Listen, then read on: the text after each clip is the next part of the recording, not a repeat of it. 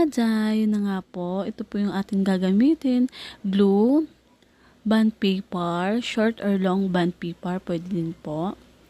Yan po yung mga gagamitin natin sa paggawa ng paper crown.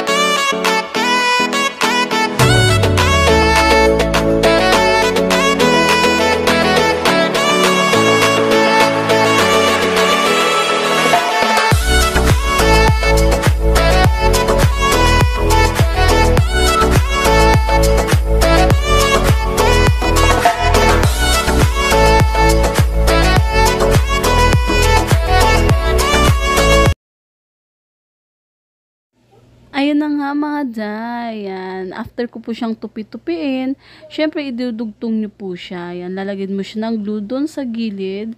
Tapos ididikit mo siyang ganyan. Yan, idudugtong nyo po siya. Yan. Then after nyan, doon naman sa kabila, dugtong-dugtong lang. Ganun.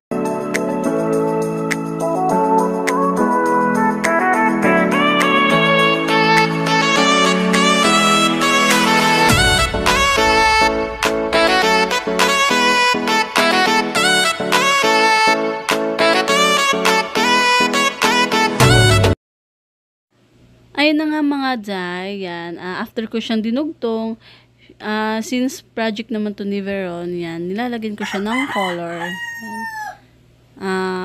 Ano ba tawag nito? Color paper, yan. Para naman makulay yung kanyang crown. Yan. Ganyan lang po siya. Lagyan nyo lang po siya ng tape kasi para maging matibay po siya. Kagaya ng relasyon namin. Ayan, gusto kasi ni Veron ng iba-iba kulay. Ayan. Kaya yung binili ko, yellow, pink, green, at saka red. Ayan. Gusto niya, makulay yung kanyang crown.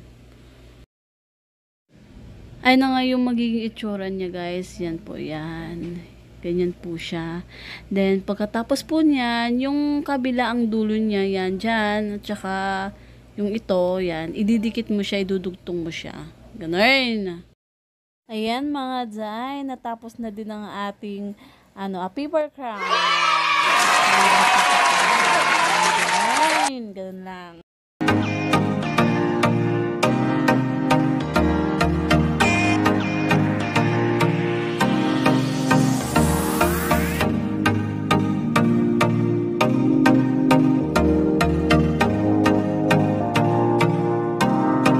Like and subscribe. Bye-bye.